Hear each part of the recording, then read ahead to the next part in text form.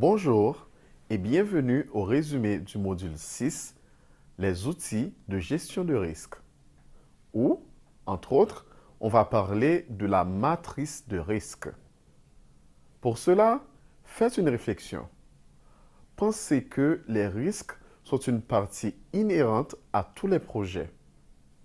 Les projets étant des événements uniques avec un objectif spécifique à la fin et qui se réalisent une fois, par nature, sont des événements qui ont une grande incertitude au moment de leur exécution et en fin de compte, l'incertitude est la source principale du risque. Alors, vu de tous les côtés, les projets, à la différence des autres activités réalisées au sein d'une organisation, d'une entité publique, d'un gouvernement en Amérique latine, sont des activités exposées à un niveau plus élevé de risque. De là, l'importance de les analyser, de les prendre en compte, de les gérer, de les planifier pour essayer de les éviter. Les risques sont une partie inhérente des projets. On pourrait en ce sens faire cette comparaison. Les risques sont une partie inhérente de notre vie. Nous, qui travaillons dans un pays quelconque, nous sommes exposés aux risques les uns plus que les autres. Et qu'est-ce qu'on fait de ces risques? On les fuit? Non.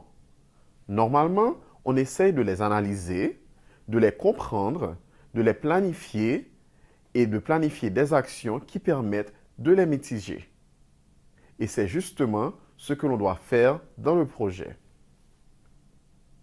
Il est évident que les trois éléments fondamentaux de tout projet, le temps, le coût et la portée, sont les trois éléments principaux qu'il faut considérer dans un plan de travail, dans un projet. Mais dans la partie de risque, effectuer une analyse de risque nous permet de valider comme adéquates les considérations prises pour le temps, pour le coût, pour la portée. Voilà pourquoi il est important de développer un bon processus de gestion. D'abord pour la planification et ensuite pour le contrôle des risques. Concernant la partie des risques, il faut toujours considérer que tout risque est composé de deux éléments. Dans ce graphique que vous voyez à mes côtés, vous pouvez identifier ces deux éléments qui sont la probabilité et l'impact. La façon dont nous analysons et assignons une priorité à un risque dépend de sa probabilité d'arriver et de l'impact qu'il aura au cas où il arrive.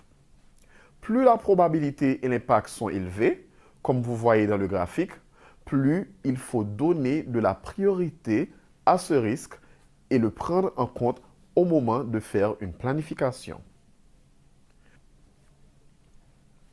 Voilà une autre réflexion importante de ce module. La plupart d'entre nous pensent aux risques comme à de possibles événements qui pourraient affecter notre projet, c'est-à-dire qui ont une conséquence négative. Par définition, le mot risque comporte une connotation négative.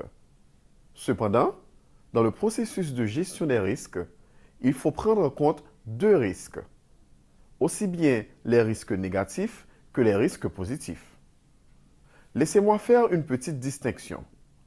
Le risque a une double connotation, c'est-à-dire il peut être pire que ce que nous attendions et avoir une connotation négative, ou bien il peut être meilleur que ce que nous attendions. Le mot risque est associé presque toujours au négatif, mais dans ce cas, on veut aussi penser aux possibles événements qui pourraient arriver au projet et que, à un certain moment, pourraient avoir une conséquence positive.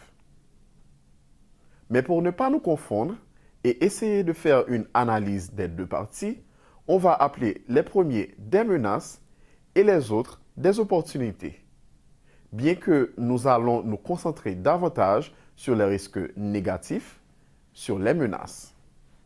Cependant, il ne faut pas laisser de côté les opportunités qui peuvent nous aider à valider ce plan de travail comme étant bien développé. Pendant le module, entre autres, on a analysé un processus de gestion de risque qui est composé de plusieurs étapes. Normalement, on les voit sous la forme d'un cycle et cela vaut la peine de le réviser maintenant. Dans tout processus de gestion de risque, d'abord, il faut les identifier. Quels sont les risques auxquels on fait face? Il est important de faire une liste de tous les risques possibles. Une fois identifiés, il faut les analyser. Cette analyse est composée surtout de deux éléments déjà mentionnés, la probabilité et l'impact. Sur la base de cette analyse, on peut alors planifier les réponses, c'est-à-dire ce qu'on va faire pour contrecarrer ce risque. Rappelez-vous aussi que dans le module, on a identifié 4 types de réponses. Les risques que l'on peut mitiger, ceux qu'on peut déplacer, ceux qu'on peut éviter complètement et ceux que l'on doit accepter. Et dans l'acceptation, rappelez-vous qu'il y a 2 types. L'acceptation passive, ça veut dire ne rien faire, mais seulement lorsqu'il s'agit de risques de peu de probabilité ou de très peu d'impact. Et l'acceptation active, je ne fais rien pour éviter que le risque arrive, mais si le cas se présente, je suis préparé. Une fois définie cette planification de réponse, le plus convenable est de mettre tout cela sur une matrice de risque. Et avec cette matrice de risque, notre plan est prêt et alors on peut commencer le suivi et le contrôle. Rappelez-vous que tout cela est un cycle.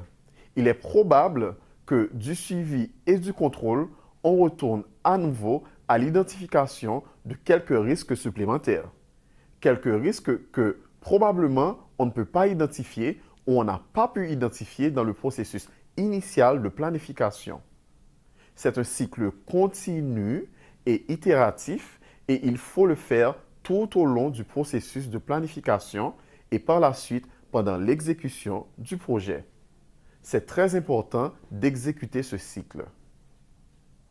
Pour finir, laissez-moi souligner ici le thème de la matrice de risque. Vous pouvez voir un exemple de la matrice de risque ici, de ce côté, un graphique avec quelques éléments parmi ceux que la matrice contient d'habitude.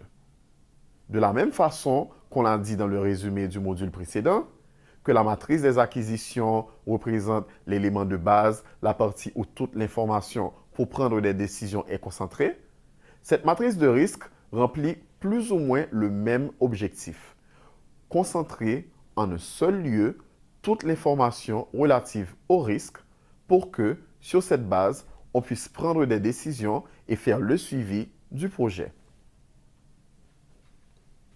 Et je profite de cet élément, la matrice de risque, pour vous inviter à faire l'administration ou la gestion des risques de votre projet.